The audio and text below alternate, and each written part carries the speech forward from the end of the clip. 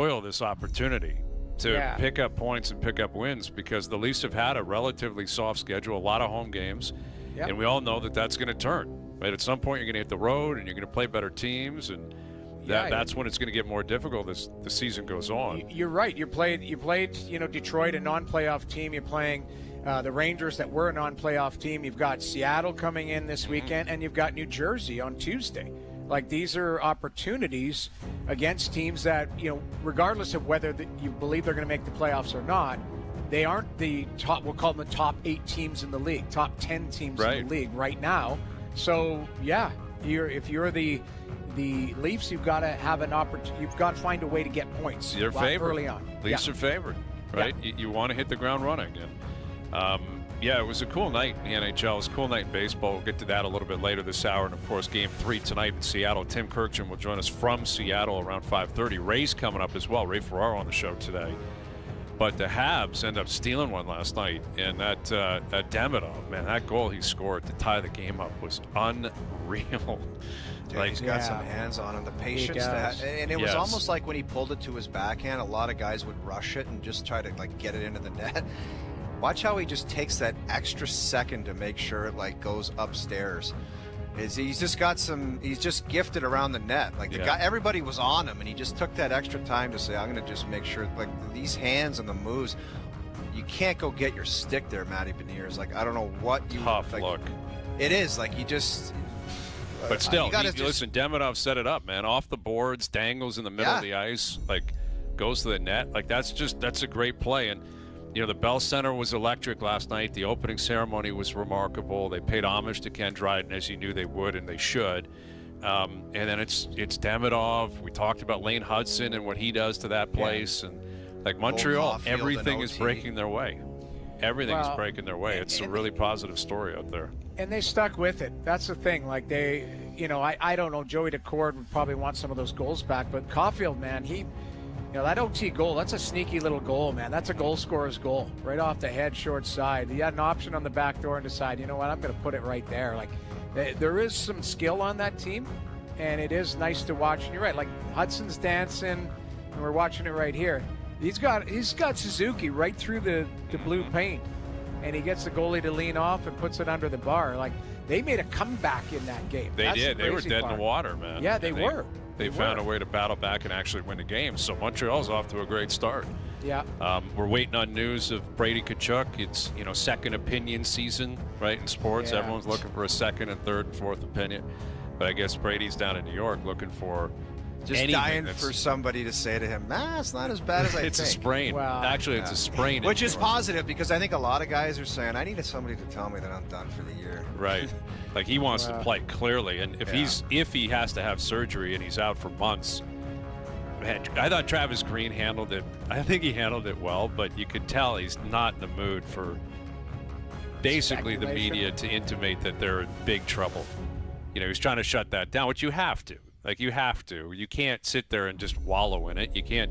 What's he going to do? Go up there and, let's light a candle for Brady because he's not playing and our season's in big trouble. Yeah. Travis Green's got to handle it properly, and he's out, and you move on, and you got to keep everyone upbeat. But it's You're tough. literally putting lines together on a board for everybody before the game, and Tkachuk's coming out, and Amadio's going up to the first line.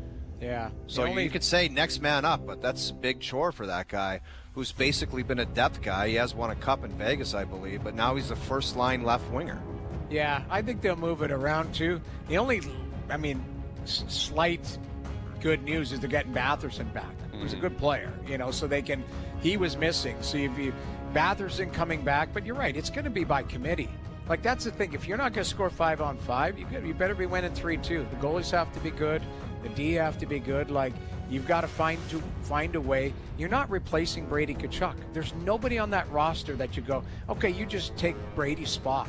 That's the difference. So, we've heard it for now how many months? You got to replace Marner by committee and all that. They got to do it by committee, and they've got, if Ridley Gregg goes up there or Amadi or whatever, how about Tim Stützle have, he's still a hell of a player. They've got guys that have to step up in the absence of Brady Tkachuk. Yes. Because there's one guy cannot end your season. If you're one player, now a goaltender might be the rare exception, clearly, but if one player, whoever it is, ends your season, then you weren't legit anyway. And I think Ottawa proved last year they were legit, and this will be a true test. You know, if he misses 30 games, 35 games, that's a lot of time. You know, it's a huge chunk of the season. I always go back to one comparison, and it's dating myself, and it might be an extreme example, but the one year that Colorado lost Forsberg in the playoffs, and Joe Sakic won them a Stanley Cup without Forsberg. Yeah, the spleen. Remember, he had a spleen. Yeah, it was something. He wasn't playing. He was out of the playoffs, and Joe Sakic was like, "Well, I can't sit here and piss and moan. I got to go out there." And they won the cup without Forsberg. Man. That's I remember that. That was. He had like a ruptured spleen or something weird like that. Whatever it was, Noodles. It was like the guy wasn't playing. He was not coming back. No. Yeah. Like, look at the Jays with Bichette. Like Bichette's out. He's been their co-MVP all year, and he hasn't played. Nobody cares. What's your gut feeling? You got to win tonight. What's your gut feeling about tonight, the Jays? Where are we at here? Positive vibes or nervous or what? What do we got? My gut feeling is Shane Bieber performs tonight.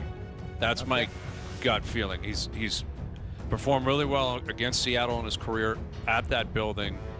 He owes them one to an extent. You know, went on the road game 3 in New York. It didn't go so well for him. I think he has a night, and I think that sets the tone. And I think if they win tonight, then, you know, it's 51-49 Seattle. Like, it's a whole new series if you win tonight. I always say it. Someone's got to be up 2-1 if you're going to Game 4.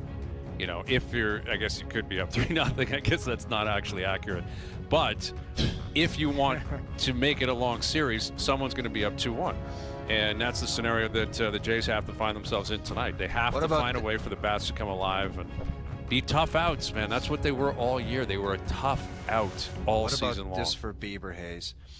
Can he perform, and could he also, I don't even know if the Jays organization or Schneider would let him, but you see what the Dodgers pitchers are doing? Yes, Yamamoto again last night. And the guy pitched the whole game. Yeah, go ahead. Snell pitched 8 innings. So, but when you look at Bieber and his body of work, and it's just the way the Jays have worked, I don't even think that would be an option, even if he was dialed in.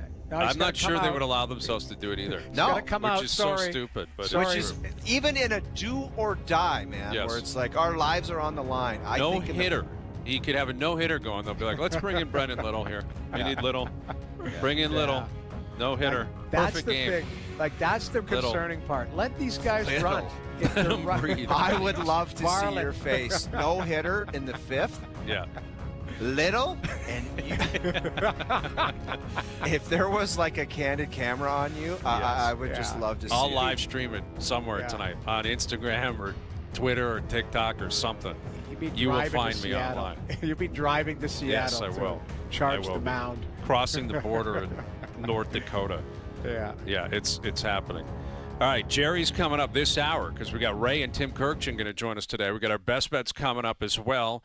We got some crazy audio coming out of the head coach of the Arizona Cardinals that we will play and break down. A weird story also about Teoscar Hernandez and which hotel he was staying in Milwaukee. We'll tell you about that. Leafs back in action tomorrow. Game 3 of the ALCS tonight. Overdrive continues. TSN 1050 and on TSN 4.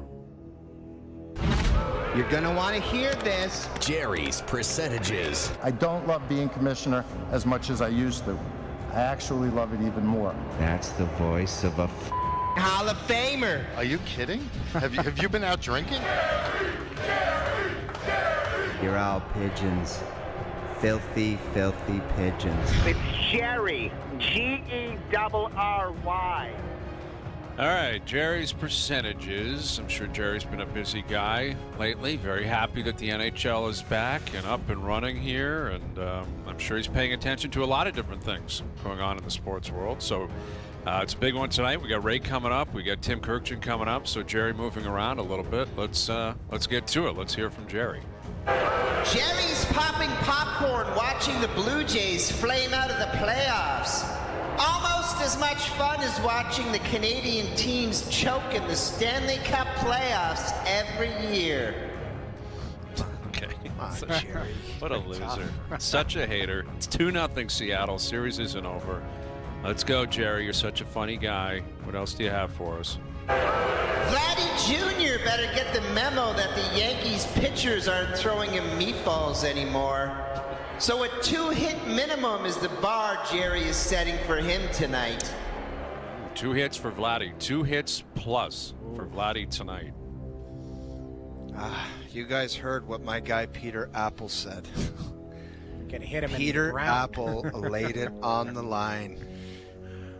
I'm going to go 30%. It's just hard to be confident after what you watched 2 games in Toronto. It's awfully hard to be confident. Even with what he did against the Yankees.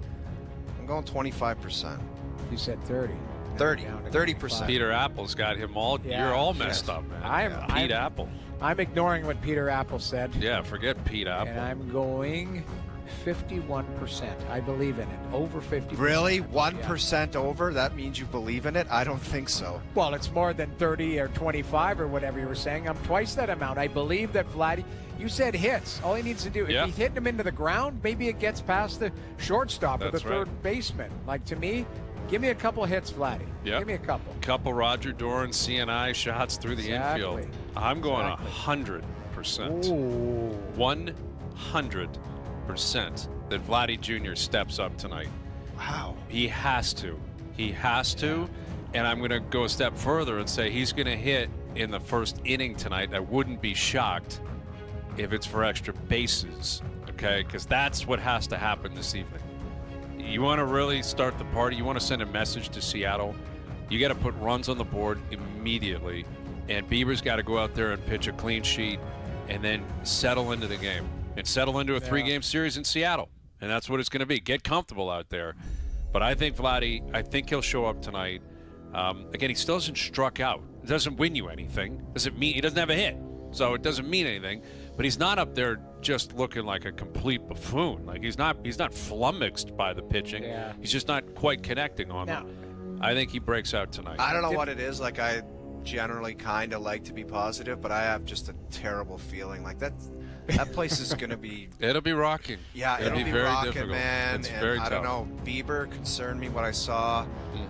It's just like to think of him doing what we talked about in the last segment, like being dialed in and going some kind of distance where there's some oomph to it as far as innings. I don't know. I'm just when I put everything together, I just don't have a good feeling.